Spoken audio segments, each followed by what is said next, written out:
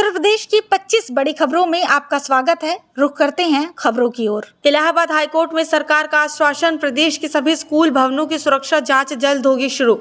राज्य सरकार ने इलाहाबाद हाईकोर्ट की लखनऊ खंडपीठ को भरोसा दिलाया है कि उत्तर प्रदेश की सभी स्कूल भवनों की सुरक्षा जांच जल्द शुरू की जाएगी। सरकार ने बताया कि इसके लिए टेंडर प्रक्रिया पूरी हो चुकी है और अब निरीक्षण का काम जल्द शुरू होगा।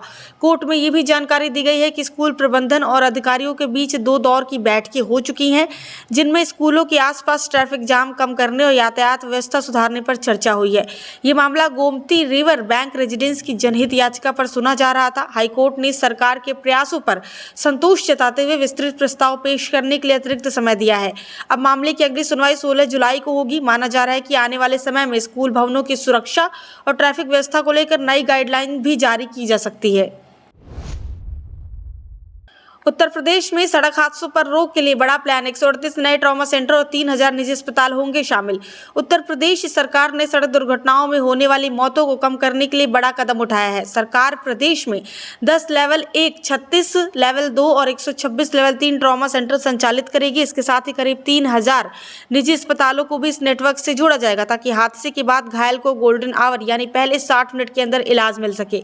इसके लिए 108, 112 और हाईवे एम्बुलेंस सेवा 133 को एक साथ जोड़ा जाएगा और लखनऊ में एक सेंट्रल कमांड सेंटर बनाया जाएगा। यहां से पता चलेगा कि हादसे के सबसे नजदीक कौन सा ट्रॉमा सेंटर है और कहां बेड खाली है। सरकार का फोकस हाईवे और एक्सप्रेसवे पर बढ़ती दुर्घटनाओं को देखते हुए तेज और बेहतर इलाज उपलब्ध कराने पर है। मुख्यमंत्री को पूरी कार्ययोजना भेज दी गई है और जल्द इसका नोटिफिकेशन भी जारी किया जाएगा। इलाहाबाद हाईकोर्ट का सख्त रुख, 900 नई अदालतों पर फैसला नहीं हुआ तो मुख्य सचिव होंगे तलब। इलाहाबाद हाईकोर्ट की लखनऊ खंडपीठ ने उत्तर प्रदेश में 900 नई अदालतों के गठन में हो रही देरी पर राज्य सरकार को कड़ी फटकार लगाई है। कोर्ट ने साफ कहा है कि अगर अगली सुनवाई यानी 8 जुलाई तक इस मामले में अंतिम फैसला नहीं लिया गया तो मुख्य सचिव और विधि परामर्शी को व्यक्तिगत रूप से अदालत में पेश होना पड़ेगा। ये मामला प्रदेश में कुल 9149 अदालतों के गठन से जुड़ा है, जिसमें पहले चरण में 900 नई अदालतों को मंजूरी देने की बात अक्टूबर 2024 में ही तय हो चुकी थी। इनमें 225 एचजेएस स्तर, 375 सिविल जज सीनियर डिवीजन और 300 जूनियर डिवीजन की अदालतें शामिल हैं। कोर्ट ने नाराजगी जताते हुए कहा कि सरकार ठोस निर्णय लेने के बजाय नए सवाल उठाकर मामले को टाल रही है, जो स्वीकार नहीं किया जा सकता है। हालांकि सरकार ने अंतिम मौका मांगा है, जिस पर कोर्ट ने सख्त चेतावनी के साथ अगली तारीख तय कर दी है। मौलाना खालिद रशीद फरंगी महली की अपील, सड़क पर नहीं मस्जिदों में पढ़े नमाज। लखनऊ में बकरीद की तैयारियों को लेकर हुई बैठक में इमाम ईदगाह मौलाना खालिद रशीद फरंगी महली और शिया धर्मगुरु मौलाना यासूब ने मुख्यमंत्री योगी आदित्यनाथ की सड़क पर नमाज न पढ़ने की अपील का समर्थन किया है। मौलाना खालिद रशीद ने कहा कि हिंदू मुस्लिम सभी को कानून का पालन करना चाहिए और सार्वजनिक स्थानों या सड़कों पर नमाज नहीं पढ़नी चाहिए। उन्होंने लोगों से बकरीद पर कुर्बानी के वीडियो सोशल मीडिया पर अपलोड न करने की भी अपील की है। वहीं मौलाना यासूब ने कहा कि बड़ी मस्जिदों में नमाज अदा करने से सड़क पर नमाज पढ़ने की जरूरत नहीं पड़ेगी। बैठक में प्रशासन से साफ सफाई, पानी और बिजली की बेहतर व्यवस्था की मांग भी की गई है। पुलिस अधिकारियों ने त्योहार के दौरान कानून व्यवस्था बनाए रखने और सार्वजनिक स्थानों पर कुर्बानी न करने की अपील की है। साथ ही बकरीद से जुड़े सवालों के लिए 30 मई तक हेल्पलाइन सेवा भी शुरू की गई है। अंतर्राष्ट्रीय मुद्रा कोष करेगा उत्तर प्रदेश के बजट और जोखिम प्रबंधन में सहयोग। उत्तर प्रदेश सरकार अब अपने बजट निर्माण और वित्तीय जोखिम प्रबंधन को और मजबूत बनाने के लिए अंतर्राष्ट्रीय मुद्रा कोष यानी IMF की मदद ले रही है। IMF के बजट विशेषज्ञ स्टीफन टर्नबर्ग और मैट क्रुक इस समय लखनऊ में वित्त विभाग के अधिकारियों के साथ बैठकें और कार्यशालाएं कर रहे हैं। वे विशेषज्ञ राज्य के बजट निर्माण, निवेश प्रबंधन और जोखिम प्रबंधन की पूरी प्रक्रिया को समझ रहे हैं और अगले 2 से 3 महीनों में सरकार को सुधार के लिए सुझाव देंगे। अधिकारियों के मुताबिक IMF के सुझाव से मध्यम अवधि की वित्तीय योजनाओं और सार्वजनिक निवेश प्रबंधन को वैश्विक मानकों के अनुसार बेहतर बनाने में मदद मिलेगी। खास बात यह है कि पहली बार उत्तर प्रदेश बजट निर्माण और प्रबंधन के लिए किसी वैश्विक संस्था का सहयोग ले रहा है। IMF की टीम 21 मई तक लखनऊ में रहकर अलग अलग अधिकारियों से चर्चा करेगी और उसके बाद अपनी रिपोर्ट तैयार करेगी। लखनऊ विकास प्राधिकरण बनाएगा ओडीओसी पार्क, राजधानी में मिलेगा पूरे यूपी के स्वाद का संगम। लखनऊ में अब उत्तर प्रदेश के अलग अलग जिलों के पारंपरिक व्यंजनों का स्वाद एक ही जगह पर मिलेगा। लखनऊ विकास प्राधिकरण यानी एलडीए गोमती नगर के विभूति खंड में ओडीओसी पार्क विकसित करने जा रहा है। करीब 80,000 वर्ग मीटर क्षेत्र में बनने वाले इस पार्क में 40 से ज्यादा फूड कियोस्क होंगे, जहां प्रदेश के विभिन्न जिलों के मशहूर व्यंजन उपलब्ध होंगे। ये पार्क दिल्ली हाट की तर्ज पर तैयार किया जाएगा और लोगों के बैठने, साफ सफाई और बेहतर फूड डेस्टिनेशन की सुविधा भी दी जाएगी। एलडीए उपाध्यक्ष प्रथमेश कुमार ने अधिकारियों को इसका प्रस्ताव तैयार करने और नगर निगम से एनओसी लेने के निर्देश दिए हैं। इसके अलावा गोमती नगर के विक्रांत खंड में बने बजट होटल को अब हयात सेंट्रिक के रूप में विकसित किया जाएगा, जहां 186 लग्जरी कमरे और आधुनिक सुविधाएं होंगी। वहीं अयोध्या रोड स्थित कैलाश कुंज कॉम्प्लेक्स के पुनर्विकास की प्रक्रिया भी तेज कर दी गई है। इलाहाबाद हाईकोर्ट का बड़ा फैसला, जर्जर चुटकी भंडार गर्ल्स इंटर कॉलेज में पढ़ाई पर रोक।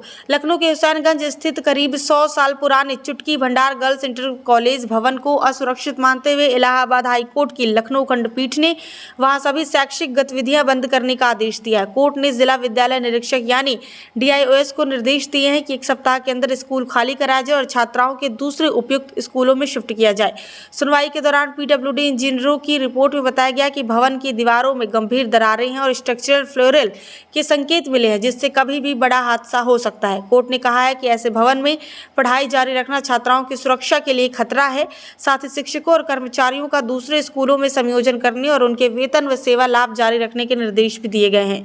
कोर्ट ने स्कूल प्रबंधन को भवन के पुनर्निर्माण के लिए सरकार से सहायता लेने की छूट दी है। मामले की अगली सुनवाई 16 जुलाई को होगी। उत्तर प्रदेश में डिजिटल स्वगणना का आंकड़ा 41 लाख पार, 22 मई से घर घर पहुंचेगी जनगणना टीम। उत्तर प्रदेश में जनगणना 2027 के तहत चल रही डिजिटल स्वगणना में अब तक 41 लाख से ज़्यादा लोग ऑनलाइन फॉर्म भर चुके हैं। सरकार ने लोगों से अपील की है कि जो अभी तक स्वगणना नहीं कर पाए हैं वो मई 21 तक आधिकारिक पोर्टल पर जाकर अपनी जानकारी दर्ज कर दें। इसके बाद 22 मई से गणनाकर्मी घर घर जाकर मकानों और परिवारों का विवरण जुटाने के साथ ऑनलाइन भरे गए डेटा का सत्यापन करेंगे। अधिकारियों के मुताबिक ऑनलाइन फॉर्म भरने वालों को 11 अंकों का स्वगणना नंबर दिया जा रहा है, जिसे गणना कर्मियों को दिखाना होगा। इस अभियान में औरैया जिला सबसे आगे है, जबकि गौतम बुद्ध नगर, आगरा और प्रयागराज जैसे बड़े जिले अभी पीछे चल रहे हैं। खास बात ये रही है कि बसपा प्रमुख मायावती और सपा प्रमुख अखिलेश यादव ने भी ऑनलाइन स्वगणना फॉर्म भरकर लोगों से डिजिटल जनगणना में भागीदारी की अपील की है। National highway authority of India ने तय किया नया टोल, फाफा मऊ 6 लेन पुल से लखनऊ अयोध्या यात्रा होगी महंगी। प्रयागराज में गंगा पर बन रहा फाफा मऊ 6 लेन पुल जुलाई के अंत तक आम लोगों के लिए खोल दिया जाएगा। इस पुल के शुरू होते ही लखनऊ, अयोध्या, कानपुर और प्रतापगढ़ जाने वाले यात्रियों को एक और टोल टैक्स देना होगा। एनएचआई ने कार और जीप के लिए 80 रुपये टोल तय किया है, जबकि वार्षिक फास्टैग लेने पर यह शुल्क सिर्फ 15 रुपये रहेगा। करीब 9 किलोमीटर लंबे इस पुल का निर्माण लगभग 1948 करोड़ रुपए की लागत से किया जा रहा है और इसमें 67 पिलर बनाए गए हैं। पुल बनने से फाफा मऊ और तेलियरगंज में लगने वाले लंबे जाम से राहत मिलेगी और कई शहरों की यात्रा में लगभग आधे घंटे का समय बचेगा। फिलहाल पुल का निर्माण अंतिम चरण में है, जिसके बाद सुरक्षा ऑडिट और लोड टेस्टिंग होगी। प्रशासन का कहना है कि पुल को जल्द शुरू कराने के लिए लगातार निगरानी की जा रही है। हालांकि यात्रियों को अब अतिरिक्त टोल टैक्स के लिए भी तैयार रहना होगा। इलाहाबाद हाईकोर्ट का बड़ा फैसला, गंभीर आपराधिक आरोप वाले व्यक्ति को नहीं मिलेगी पुलिस नौकरी।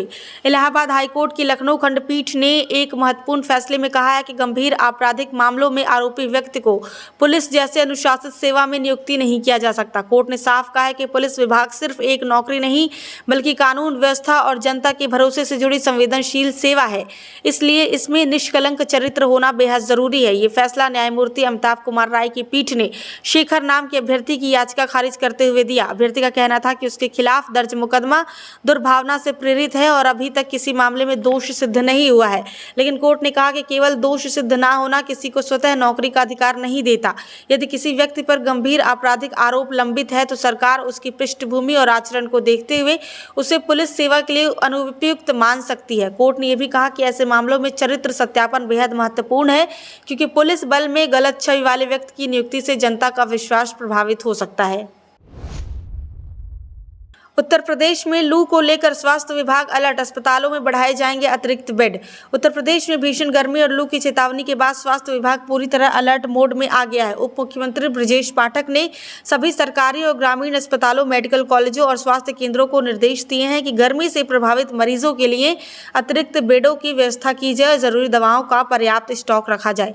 इसके साथ ही डॉक्टरों और पैरामेडिकल स्टाफ को भी अलर्ट पर रखा गया है ताकि किसी भी जिले में मरीजों की संख्या बढ़ने पर तुरंत इलाज मिल सके। अस्पतालों में पेयजल, पंखे, कूलर और छाया जैसी सुविधाएं भी सुनिश्चित करने के निर्देश दिए गए हैं। स्वास्थ्य विभाग ने लोगों से अपील की है कि दोपहर 12 से 4 बजे तक धूप में बाहर ना निकलें, पर्याप्त पानी और ORS का सेवन करें, हल्के कपड़े पहनें और लू से बचाव के उपाय अपनाएं।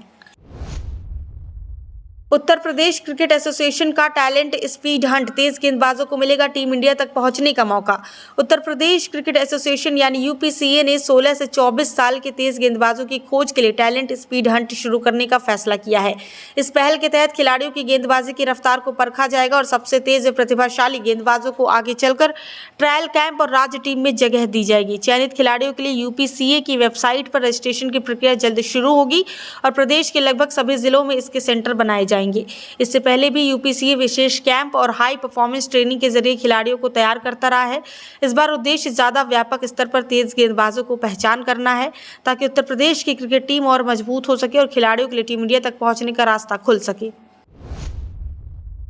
शहीद स्क्वाड्रन लीडर अभिनव चौधरी को 5 साल बाद भी नहीं मिला सरकारी सम्मान, परिवार वादों की राह देख रहा है। मेरठ के स्क्वाड्रन लीडर अभिनव चौधरी को शहादत दिए 5 साल पूरे हो गए हैं। 20 मई 2021 को पंजाब के मोगा में MiG-21 में तकनीकी खराबी के दौरान उन्होंने विमान को आबादी वाले 2 गांवों से दूर ले जाकर हजारों लोगों की जान बचाई थी और इस दौरान वो शहीद हो गए थे। उनके साहस के कारण 2 गांवों की करीब 10,000 की आबादी सुरक्षित रही थी। परिवार का कहना है कि तत्कालीन वादों के बावजूद आज तक उनके नाम पर कोई सड़क, पार्क या सरकारी स्मारक नहीं बनाया गया। मेरठ स्थित उनके घर में माता-पिता अब भी सम्मान और सरकारी घोषणा पूरी होने का इंतजार कर रहे हैं। वहीं पंजाब के मोगा के लंगियाना गांव में लोगों ने अपने स्तर पर स्कूल और स्मारक बनाकर उन्हें सम्मान दिया है, जबकि उनके पैतृक गांव बागपत में भी कोई बड़ा स्मारक नहीं बन सका है। परिवार ने व्यक्तिगत प्रयास से उनके नाम पर एक स्मृति द्वार जरूर बनवाया है। कानपुर के मनोज मिश्रा को नॉर्वे में मिला सम्मान, PM मोदी ने थपथपाई पीठ। नॉर्वे की राजधानी ओस्लो में एक अंतर्राष्ट्रीय कार्यक्रम के दौरान कानपुर के किदवई नगर निवासी मनोज मिश्रा को प्रधानमंत्री नरेंद्र मोदी ने सम्मानित किया और उनकी पीठ थपथपाकर सराहना की। मनोज मिश्रा वर्तमान में नॉर्वे में विश्व हिंदू परिषद के अध्यक्ष और लंबे समय से विदेश में भारतीय संस्कृति और सनातन परंपराओं के प्रचार प्रसार में सक्रिय हैं। वे नॉर्वे में सनातन मंदिर की स्थापना और प्रवासी भारतीय युवाओं को जोड़ने जैसे कई सामाजिक और सांस्कृतिक कार्यों से जुड़ रहे हैं। इसके अलावा वो बैंकिंग क्षेत्र में भी कार्यरत हैं और विभिन्न भारतीय सांस्कृतिक संगठनों का नेतृत्व कर चुके हैं। उनके सम्मान की खबर से कानपुर में खुशी का माहौल है और उनके परिवार व परिचितों ने इसे शहर के लिए गर्व का क्षण बताया है। मेरठ में जनगणना ट्रेनिंग में अव्यवस्था, खराब भोजन और सुविधाओं की कमी पर कर्मियों ने किया प्रशिक्षण का बहिष्कार। मेरठ के सरधना स्थित BRC केंद्र पर जनगणना प्रशिक्षण के दौरान भारी अव्यवस्थाओं को लेकर प्रगणक और सुपरवाइजर भड़क उठे और उन्होंने प्रशिक्षण का बहिष्कार कर दिया।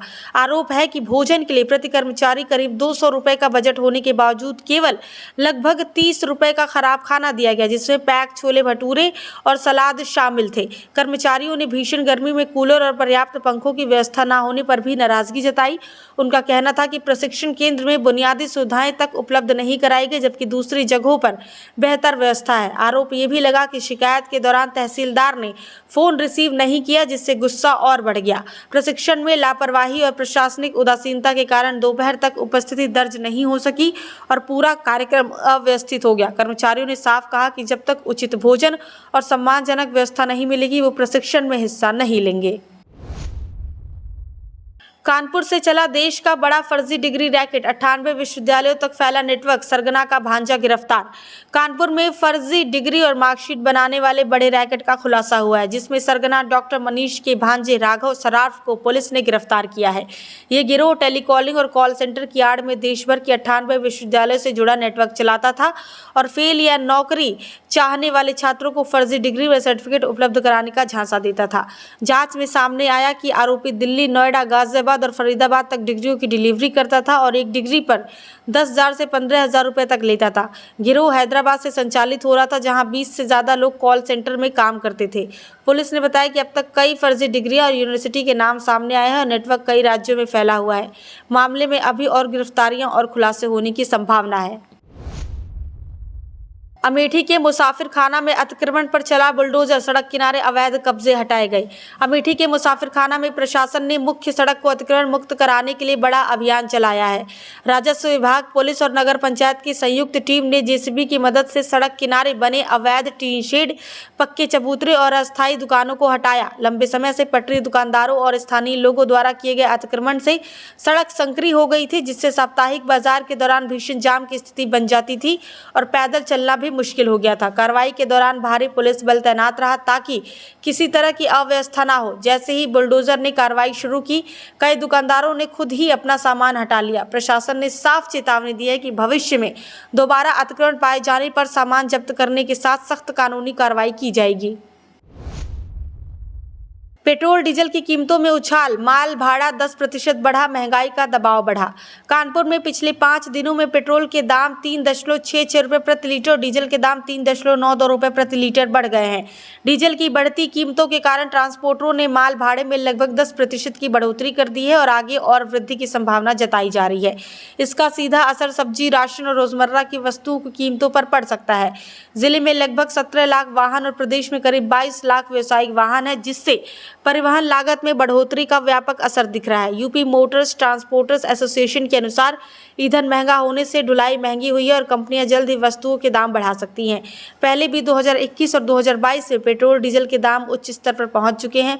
कुल मिलाकर ईंधन महंगाई से आम लोगों का घरेलू बजट प्रभावित होने की आशंका बढ़ गई है। करवा चौथ पर पति को बेहोश कर जेवर नकदी लूटने वाली लुटेरी दुल्हन बिहार से गिरफ्तार, भेजी गई जेल। अलीगढ़ में करवा चौथ की रात पति और ससुराल वालों को बेहोश कर जेवर और नकदी लेकर फरार हुई लुटेरी दुल्हन शोभा को पुलिस ने बिहार से गिरफ्तार कर लिया है। आरोपी महिला ने शादी के बाद साजिश के तहत परिवार को नशीला पदार्थ देकर बेहोश किया और कीमती सामान लेकर फरार हो गई थी। ये मामला सासनी गेट थाने में दर्ज हुआ था, जिसमें पीड़ित ने आरोप लगाया था कि बिहार की रहने वाली शोभा से उसकी शादी हुई थी और उसी रात वो वारदात को अंजाम देकर फरार हो गई। जांच के बाद पुलिस ने उसे बिहार के डालमिया नगर क्षेत्र से पकड़ लिया। गिरफ्तारी के बाद आरोपी को कोर्ट में पेश किया गया, जहां से उसे जेल भेज दिया गया। पुलिस के अनुसार इस तरह ही एक ही रात में कई घटनाएं सामने आई थी, जिनकी जांच जारी है। यूपी के युवाओं को विदेश में नौकरी का मौका, सऊदी, जापान, जर्मनी समेत कई देशों में 2 लाख तक सैलरी। अलीगढ़ समेत यूपी के युवाओं के लिए विदेश में रोजगार का बड़ा अवसर सामने आया है। सेवा योजन विभाग ने सऊदी अरब, जापान, इजराइल और जर्मनी में विभिन्न पदों पर भर्ती के लिए आवेदन प्रक्रिया शुरू की है। इन नौकरियों में उम्मीदवारों को 43,000 रुपये से लेकर करीब 2,30,000 रुपये प्रति माह तक वेतन मिल सकता है। सऊदी अरब में फैब्रिकेशन सुपरवाइजर, वेल्डर और टेक्नीशियन पदों पर भर्ती होगी, जबकि जापान और इजराइल में केयर गिवर और जर्मनी में नर्स व असिस्टेंट नर्स के पद शामिल हैं। इच्छुक अभ्यर्थी रोजगार संगम पोर्टल पर ऑनलाइन आवेदन कर सकते हैं। सरकार का उद्देश्य युवाओं को अंतर्राष्ट्रीय स्तर पर बेहद रोजगार उपलब्ध कराना है और विदेश में काम के अवसर बढ़ाना बताया गया है। स्वामी अविमुक्तेश्वरानंद की गोरक्ष यात्रा, बोले गाय को माता का दर्जा दिलाना और हिंदू राष्ट्र की रक्षा करना है उद्देश्य। आजमगढ़ के अहरौला में स्वामी अविमुक्तेश्वरानंद ने अपनी गोरक्षा और जन जागरण यात्रा के दौरान गो हत्या रोकने और गाय को माता का दर्जा दिलाने का संदेश दिया है।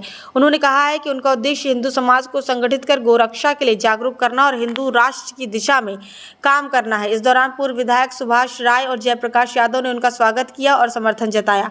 कार्यक्रम में शंकराचार्य ने दोनों को गोरक्षा अभियान की जिम्मेदारी भी सौंपी और उन्हें संकल्प दिलाया। यात्रा के दौरान उन्होंने लोगों से आगे आकर इस आंदोलन में भागीदारी करने की अपील की है और इसके बाद उनका काफिला अम्बेडकर नगर की ओर रवाना हो गया। दिल्ली देहरादून एक्सप्रेसवे से रोडवेज बस सेवा शुरू, यात्रियों को समय और पैसे की बचत। दिल्ली देहरादून एक्सप्रेसवे पर जल्द ही साधारण रोडवेज बसों का संचालन शुरू होने जा रहा है। Uttar Pradesh state road transport corporation Kashmiri gate से लोनी, गाजियाबाद, बागपत, सहारनपुर होते हुए देहरादून तक नया रूट शुरू करेगा, जिससे यात्रियों को करीब 44 किलोमीटर कम सफर करना पड़ेगा। अभी 259 किलोमीटर की दूरी तय करने में 420 रुपये किराया लगता है, जबकि नए एक्सप्रेसवे रूट से दूरी घटकर लगभग 215 किलोमीटर रह जाएगी और किराया करीब 336 रुपये होगा, यानी प्रति यात्रा लगभग 84 रुपये की बचत होगी। पहले चरण में 3 बसें चलाई जाएंगी, जिनमें साहिबाबाद और लोनी डिपो की बसें शामिल होंगी। शुरुआत में एसी बसें नहीं होंगी, लेकिन बाद में बसें मिलने पर सुविधा बढ़ाई जाएगी। इस बदलाव से यात्रा तेज, सस्ती और अधिक सुगम होने की उम्मीद है। गोरखपुर में तैयार हुआ पूर्वांचल का पहला 6 लेन फ्लाईओवर, जल्द होगा उद्घाटन। गोरखपुर में ट्रांसपोर्ट नगर से पैडलगंज तक बना 2.6 किलोमीटर से अधिक लंबा 6 लेन फ्लाईओवर तैयार हो गया है और जल्द ही इसके उद्घाटन की तैयारी है। ये पूर्वांचल का पहला 6 लेन फ्लाईओवर है, जिसे सेतु निगम ने करीब 429 करोड़ रुपए की लागत से बनाया है। इस परियोजना का काम 2022 में शुरू हुआ था और अब देवरिया बाईपास से जोड़ने का अंतिम कार्य भी तेजी से पूरा किया जा रहा है। फ्लाईओवर के पिलरों पर गोरखपुर की विरासत और स्वतंत्रता सेनानियों की झलक भी उकेरी गई है। इसके शुरू होने से ट्रांसपोर्ट नगर, महेवा, रुस्तमपुर और देवरिया बाईपास इलाके में भारी जाम से राहत मिलेगी और लखनऊ, वाराणसी, आजमगढ़ व कुशीनगर जाने वाले यात्रियों का समय बचेगा। दादरी में सपा छात्र सभा का पैदल मार्च, बिजली कटौती और महंगाई पर विरोध। दादरी में समाजवादी पार्टी की छात्र सभा ने अघोषित बिजली कटौती, नीट पेपर लीक और बढ़ती महंगाई के खिलाफ पैदल मार्च निकालकर विरोध प्रदर्शन किया है। प्रदर्शनकारियों ने जीटी रोड पर मार्च खत्म कर दादरी के एसपी को ज्ञापन सौंपा, जिसमें बिजली आपूर्ति को सुचारू करने, परीक्षा पेपर लीक मामलों में सख्त कार्रवाई और रसोई गैस सहित जरूरी वस्तुओं की कीमतों पर नियंत्रण की मांग की गई है। प्रदर्शन में छात्र सभा के जिला और प्रदेश स्तर के कई पदाधिकारी शामिल रहे। गोरखपुर में नवविवाहित की कार पर हमला, स्टंटबाजों के 2 आरोपी गिरफ्तार। गोरखपुर के पिपराइच क्षेत्र में नवविवाहित दंपति की कार पर स्टंटबाज युवकों द्वारा हमला किए जाने के मामले में पुलिस ने 2 आरोपियों को गिरफ्तार कर जेल भेज दिया है। घटना तब हुई जब शादी के बाद विदाई कर लौट रहे दंपति की कार ने सड़क पर स्टंट कर रहे बाइक सवार युवकों से साइड मांगी, जिससे वो नाराज हो गए और कार रोककर पथराव कर दिया। हमले में कार के शीशे टूट गए और दंपति व उनके परिजन घायल हो गए। आरोपियों की पहचान देवरिया जिले के रुद्रपुर क्षेत्र के खड़ग यादव और अभय यादव के रूप में हुई, जबकि उनके अन्य साथियों की तलाश जारी है। पुलिस के अनुसार तहरीर के आधार पर मुकदमा दर्ज कर कार्रवाई की गई है और दोनों को न्यायालय में पेश कर जेल भेज दिया गया है।